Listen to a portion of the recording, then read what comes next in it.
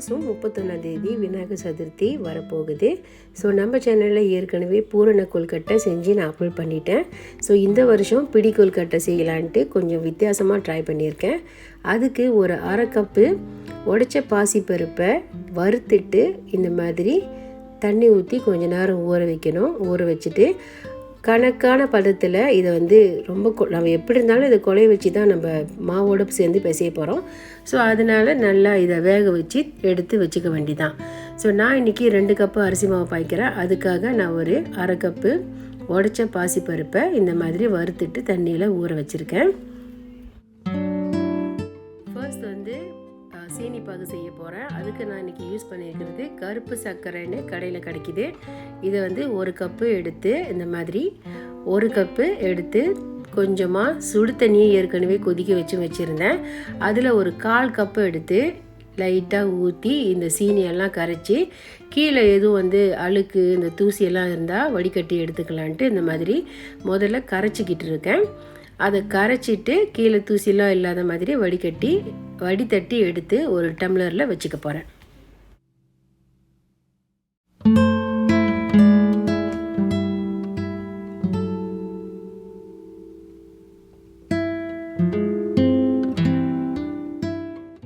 இந்த கருப்பு சர்க்கரை கிடைக்காதவங்க கருப்பு சீனி, கூலமிளகு, மண்டை வெல்லம் அந்த மாதிரி எந்த விதமான சர்க்கரையுமே யூஸ் பண்ணிக்கலாம். நல்லா 1 கப்பு மெஷர்மெண்ட்டில் தட்டி எடுத்துகிட்டு இந்த மாதிரி சீனி பாகு காய்ச்சி வடித்தட்டி எடுத்து வச்சுக்க வேண்டியதுதான். ஸோ நான் இன்றைக்கி பாபாஸோட அரிசி மாவு தான் யூஸ் பண்ணுறேன். இதில் மெஷர்மெண்ட் கப்பில் 2 கப்பு அரிசி மாவு அளந்து குட்டிக்க போகிறேன்.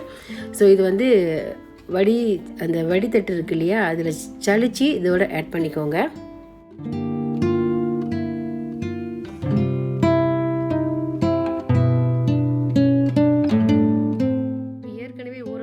பாசிப்பருப்பை வேக வச்சு ப்ரெஷர் குக்கரில் வேக வச்சு நான் எடுத்துட்டேன். ஸோ இப்போ அந்த அரை கப்பு தான் இவ்வளோ வந்திருக்கு. ஸோ இந்த 2 கப்பு அரிசிக்கு 2 கப்பு அரிசி மாவுக்கு அரை கப்பு சரியாக இருக்கும். கொஞ்சமாக உப்பு சேர்த்துருக்கேன். இது கூடவே 1 கப்பு அளவுக்கு தேங்காய் பூவையும் ஆட் பண்ணிக்கிட்டேன். இப்போது 1 டேபிள் ஸ்பூன் அளவுக்கு நெய்யும் இதோட கலந்து விட்டுக்கிட்டால் ரொம்ப மணமாகவும் வாசனையாக இருக்கும். கண்டிப்பாக ஒரு டேபிள் ஸ்பூன் அளவுக்கு 1லேருந்து 2 டேபிள் ஸ்பூன் அளவுக்குமே நம்ம நெய்யை ஆட் பண்ணிக்கலாம். ஸோ இப்போ இதெல்லாம் சேர்ந்து கலந்து விட்டுட்டு கரைச்சி வச்சுருந்த சீனி பாகை ஊற்றி நல்லா கையில் பிடிக்க முடியாத அளவுக்கு ரொம்ப அப்படியே தண்ணி மாதிரியும் இல்லாமல் ரொம்ப கிராஸாகவும் இல்லாமல் அளவான பதத்துக்கு நான் இப்போ பிசைஞ்சு வைக்க போகிறேன்.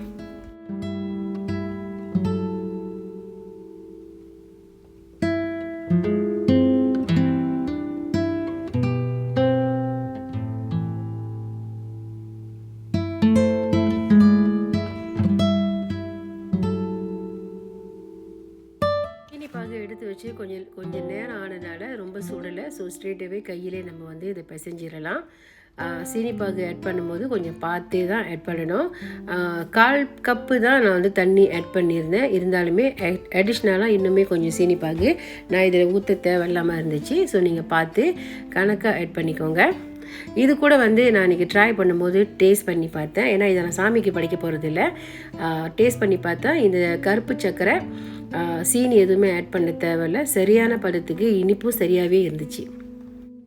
நார்மலாக பிடி கொல்கட்டைனா கையில் தான் பிடிச்சி அந்த கையோட அச்சு பதிகிற மாதிரி தான் நம்ம வைப்போம். பட் இன்றைக்கே இந்த வருஷம் நான் புதுசாக ஒரு அச்சு வாங்கியிருந்தேன். அதனால் அந்த அச்சில் நான் செஞ்சு பார்க்க போகிறேன். ஃபர்ஸ்ட் அந்த மோதகம் அச்சியில் தான் ட்ரை பண்ண போகிறேன். ஸோ மாவு நான் எதிர்பார்த்ததை விட கொஞ்சம் அதிகமாகவே இருக்குது. அதனால் முதல்ல இந்த மாதிரி இட்லி தட்டில் ஒரு ஸ்டீமர் தட்டு இருக்கும் இல்லையா, அதில் நெய் தடவி நான் வச்சுக்கிறேன். ஸோ நெய்யும் தடவலாம், பிளான்ட்டாகவும் தடவலாம், எண்ணெயுமே தடவலாம். நம்ம சௌகரியத்துக்கு ஏற்ற எது இருக்குதோ அதை நம்ம தடவி வச்சுக்க வேண்டிதான். இப்போது இதை நான் ரெடி பண்ணிட்டேன். நெக்ஸ்ட்டு அந்த மோதகம் அச்சு இருக்குது இல்லையா, கொழுக்கட்டை அச்சு, அது இந்த வருஷம் நான் ஸ்பெஷலாக வாங்கியிருந்தேன். அது நான் இப்போ ட்ரை பண்ணி பார்க்க போகிறேன். அதுக்கு கையில் நிறையா நெய்யை தடவிக்கிறேன். இப்போ அந்த அச்சில் எல்லா ஓரத்துலேயும் நல்லா அந்த நெய் போய் பதிகிற அளவுக்கு தடவி விட்டுக்கிட்டு இருக்கேன். அப்போ தான் எங்கேயுமே பிடிக்காது. அந்த அச்சில் ஒட்டாமல் அழகாக ஷேப்பாக நமக்கு கிடைக்கும். ஸோ இந்த மாதிரி நல்லா நெய்யை தடவி விட்டுட்டு பிசைஞ்சு வச்சுருந்த மாவை இப்போ இந்த கொழுக்கட்டை அச்சியில் வச்சு நான் அச்சு செய்ய போகிறேன்.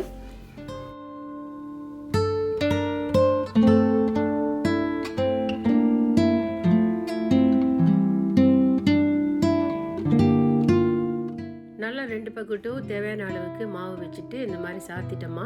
அடிஷ்னலாக இருக்கிற மாவெல்லாம் எல்லா சைட்டும் வெளியாயிருச்சு. ஸோ இப்போ அதை அழகாக எடுத்து வச்சுட்டு இப்போ இதை அழகாக நம்ம திறந்து பார்த்தோம்னா எதிர்பார்த்த மாதிரியே ரொம்ப அழகான ஷேப்பில் வந்து கொழுக்கட்டை ரெடி ஆயிடுச்சு. ஸோ நார்மலி இது வந்து பூரண கொழுக்கட்டைக்கு இது பாய்க்கிறாச்சு தான்.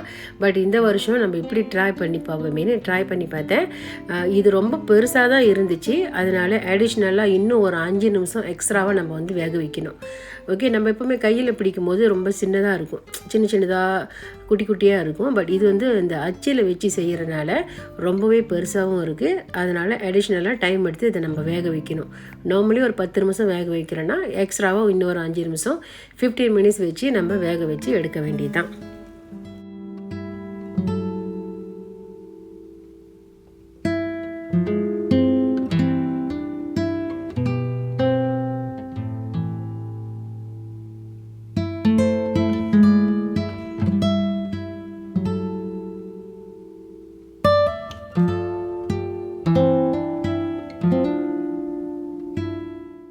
ஸோ இப்போ இது ரெடி ஆயிடுச்சு. நான் வந்து ஏற்கனவே இட்லி தட்டில் தண்ணியை வந்து கொதிக்க வச்சுருந்தேன். அடுப்பை ஆஃப் பண்ணிவிட்டு அதுக்கப்புறம் தான் இந்த ஸ்டீமரை நம்ம உள்ளே வைக்கணும். இல்லைன்னா அந்த அடுப்பில் ஏற்கனவே கொதிச்சிட்ருக்க தண்ணி கையில் அடித்து கை வந்து வெந்துடும். ஸோ அடுப்பை ஆஃப் பண்ணிட்டு இந்த மாதிரி ஸ்டீமரை நான் உள்ளுக்கு வச்சுட்டேன். இப்போ இதை மூடி ஹை ஃப்ளேம்லேயே 15 மினிட்ஸ் வந்து இதை வேக வச்சு எடுக்க போகிறேன். வேக வச்சதுக்கப்புறம் காமிக்கிறேன்.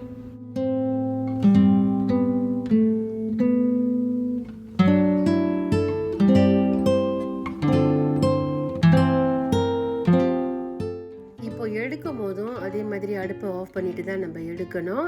இப்போ ரெடி ஆயிடுச்சு. எக்ஸாக்ட்லி 15 மினிட்ஸ்லேயே வந்து பெரிய கொழுக்கட்டை, பிடி கொழுக்கட்டை இல்லாமல் இது வந்து அச்சில் செஞ்ச கொழுக்கட்டை ரெடி ஆயிடுச்சு. ரொம்பவே அழகாகவும் கலர் ரொம்பவே பியூட்டிஃபுல்லாகவும் இருந்துச்சு.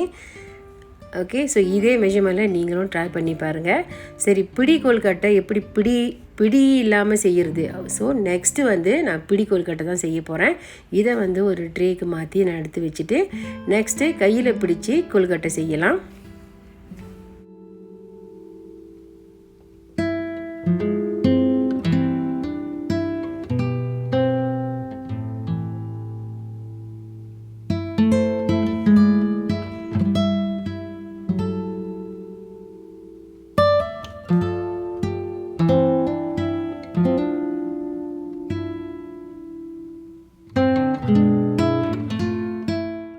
மாவு பிசையும் போது ரொம்ப கவனமாக பிசையணும். மாவு பாருங்கள் இவ்வளோ சாஃப்டாக இருக்குன்னு.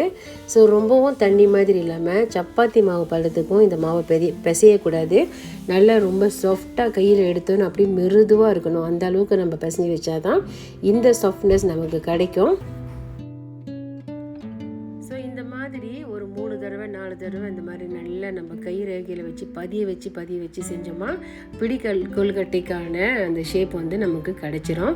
ஸோ சீனி கலந்துருக்கிறதுனால பாசிப்பயிரும் கலந்துருக்கிறதுனால இந்த மாதிரி கையில் ஒட்ட தான் செய்யும். ஸோ அந்த சமயத்தில் இந்த மாதிரி ஒரு கரண்டி எடுத்து நம்ம வலிச்சு விட்டுக்க வேண்டியதுதான். ஓகே, ஸோ இப்போது அந்த பிடி கொழுக்கட்டையும் ரெடி ஆயிடுச்சு. அதே மாதிரி ஸ்டீமரை ஆஃப் பண்ணிவிட்டு ஏற்கனவே கொதிக்க வச்சுருந்த தண்ணியில் இப்போ இந்த பிடி கொழுக்கட்டை ஆச்சியை நான் இறக்கிட்டேன். இது வந்து ஒரு 10 நிமிஷம் வேக வச்சு நான் எடுக்க போகிறேன். ஸோ இப்போ அதுவும் ரெடி ஆயிடுச்சு. பிடி கொழுக்கட்டை சூப்பராக ரெடி ஆயிடுச்சு பாருங்கள். ஸோ இந்த வருஷம் கண்டிப்பாக என்னோடய ரெசிப்பியை நீங்கள் ட்ரை பண்ணிங்கன்னா உங்களுக்கு எப்படி வந்ததுன்னு கண்டிப்பாக நீங்கள் கமெண்ட் பண்ண மறந்துடாதீங்க.